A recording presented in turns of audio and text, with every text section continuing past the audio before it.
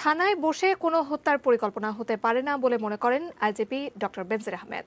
মাঠ পর্যায়ে পুলিশি কার্যক্রম গতিশীল করতে ডিএমপি ও সিএমপিতে চালু হচ্ছে আধুনিক অপারেশনাল গিয়ার। এর উদ্বোধনী অনুষ্ঠানে এ কথা বলেন আইজিপি। বাংলাদেশ পুলিশের সর্বাধুনিক অপারেশনাল গিয়ার চালুকরণ। প্রতিনিয়ত বদলাচ্ছে অপরাধের ধরন, সে অনুযায়ী পরিবর্তন করা হচ্ছে পুলিশিং ব্যবস্থাও।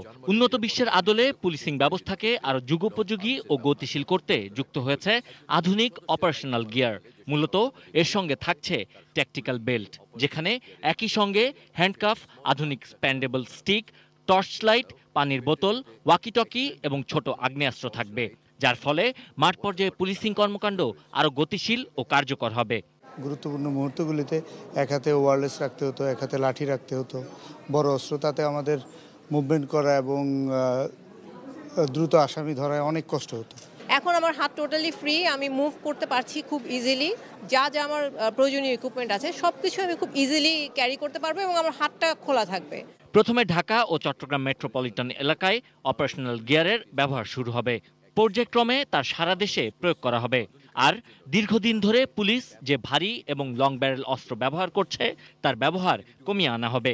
থানায় বসে অবসরপ্রাপ্ত মেজর সিনহা হত্যার পরিকল্পনা হয়েছে, এমন বিষয় বিশ্বাস করতে চান না আইজিপি। থানা কোনো হত্যাকাণ্ডের পরিকল্পনার কেন্দ্র হতে পারে না, হবে না, এটাই আমরা নিশ্চিত বলতে চাই।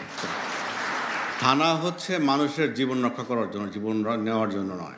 সবকিছুর ওপরে থানা পর্যায়ে সাধারণ মানুষের সেবা দেওয়ার বিষয়ে আরো বেশি সচেতন হওয়ার আহ্বান জানান পুলিশের ঊর্ধ্বতন কর্মকর্তারা। দুর্নীতির জন্য পুলিশ বাহিনী না, they have to leave this, quit this service.